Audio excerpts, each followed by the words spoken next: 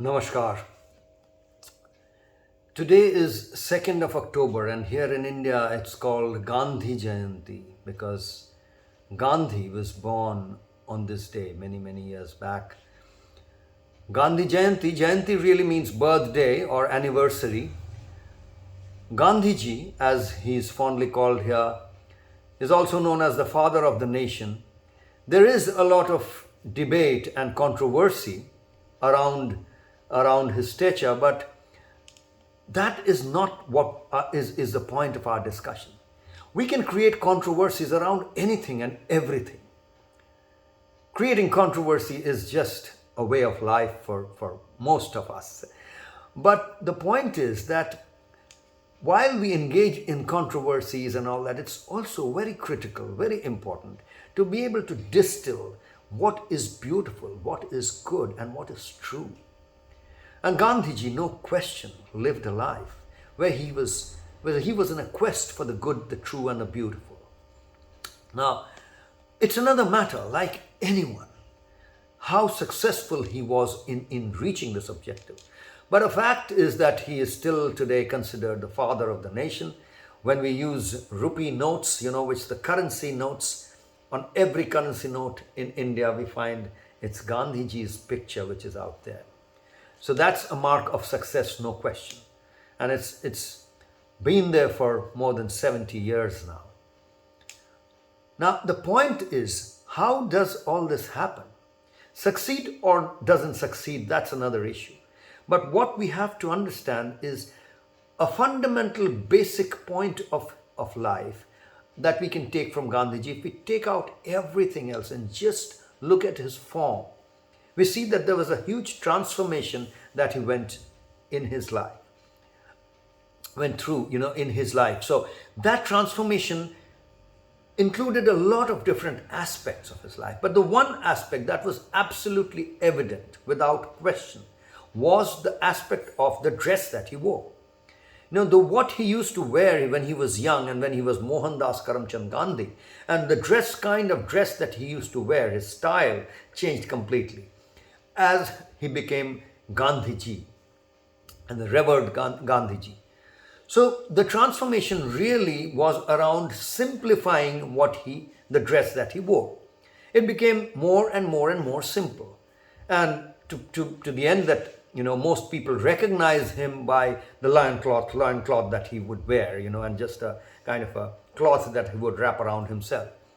So that is something that is very visible. There is no question or doubt around it. Now, how is that connected with KarmYogis for 21st Century's Fit for Life program? I have mentioned earlier in one of our satsangs about liver sin. It's one of those crucial and vital and most important elements, the 6 elements that we talk about as part of this sadhana paddhati or this program, is liver sin. What are the other 5? As you will all remember, Pranlila Upasana, Shakti Stretch Aradhana, Stamiflex Arati, Somno Magic or Yoga Nidra, and meditation. The 5 and the 6th is liver sim. Liver sim, as we discussed, is a lifestyle of voluntary simplicity.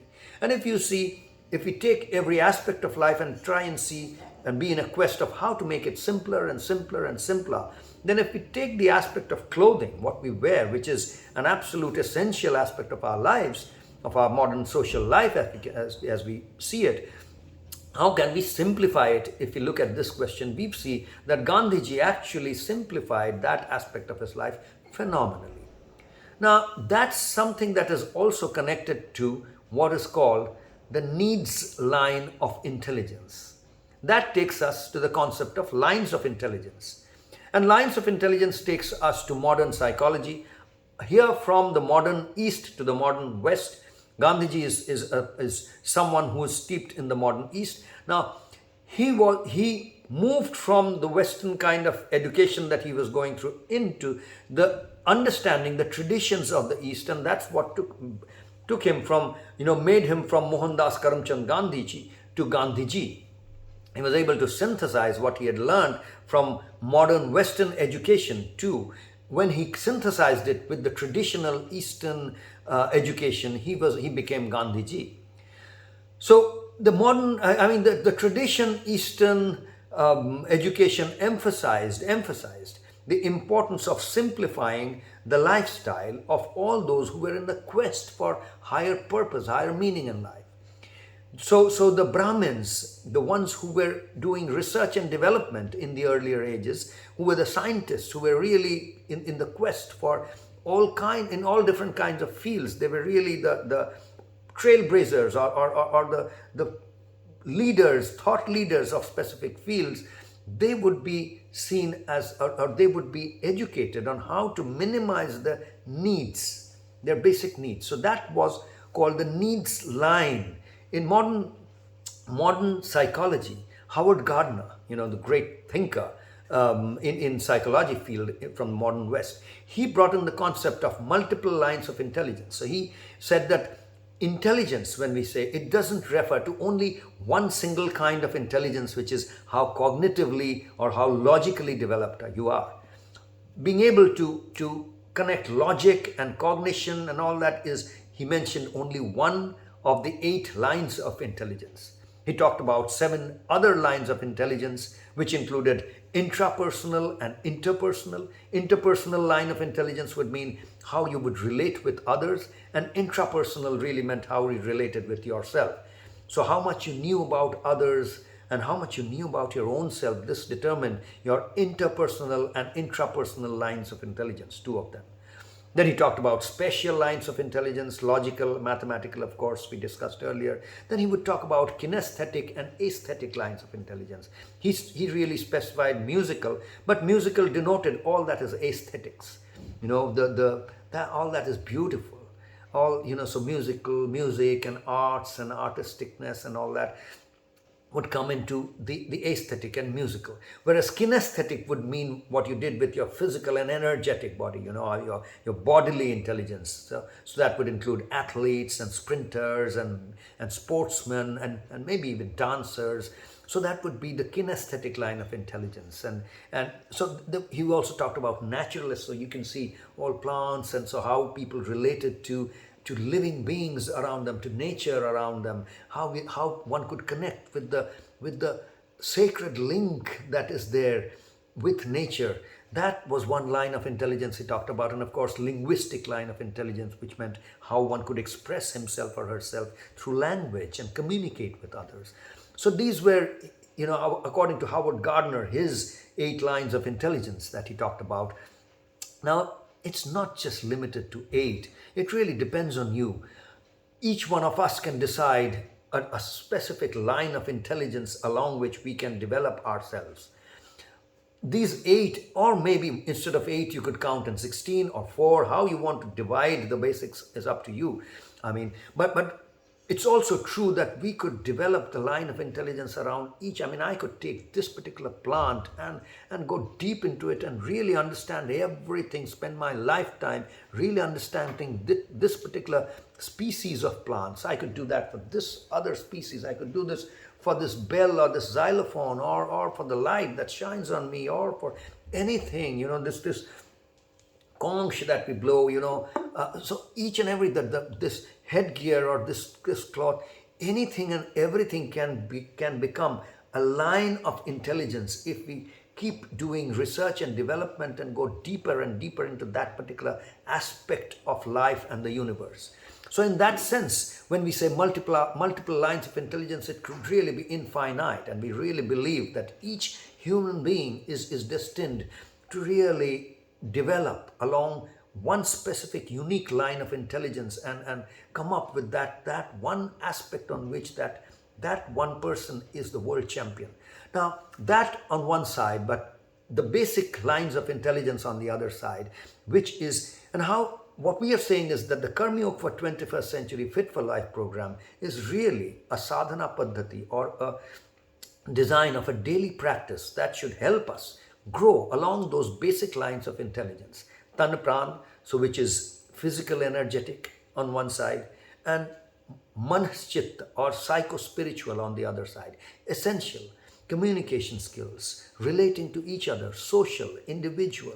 These are lines, because we are talking about doing satsang.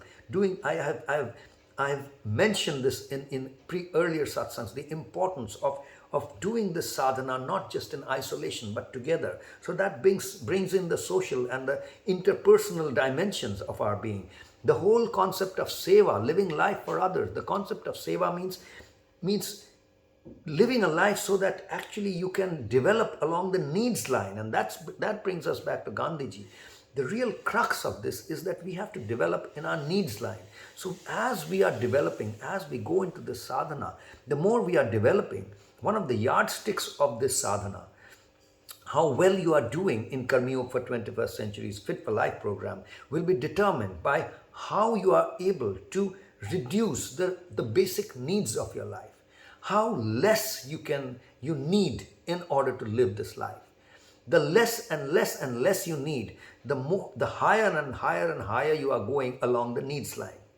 Now connect this with the means line, which means the more and more that you are able to generate the means for doing seva, for doing service, for exploring the good, the true and the beautiful, the more means that you can generate, the higher you are going along the means line. So these two lines, the needs line and the means line, are kind of complementary. They complement each other. And growing along this particular means and needs line means, in Indian languages is called artha.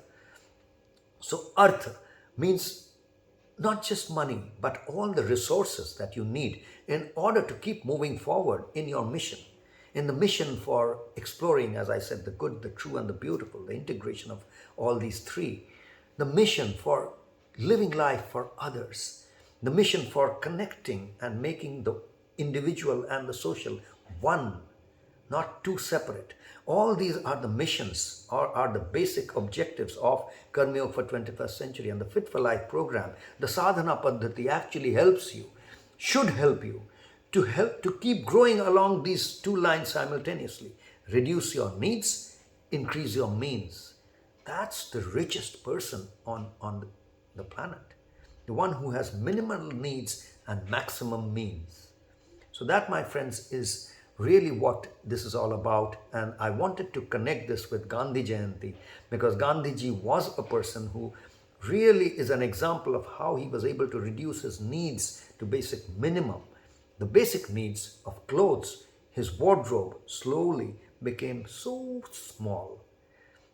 He could manage with a really small wardrobe.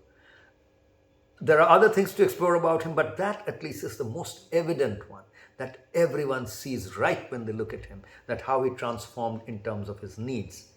That didn't take him to the jungle and the hills and he lived a life in isolation. No, he immersed himself for society, for living, for taking greater and greater responsibilities on himself. He did that also. So it's when you reduce your needs, it's not about reducing your responsibilities. So you have to maximize your ability to garner resources to shoulder more and more responsibilities. That's on one side, but reducing your needs together simultaneously on the other side. And the integration of these two is really the development of the means and the needs line, one of the primary objectives of this program. That's all for today, friends. Take it easy and take care. Namaskar.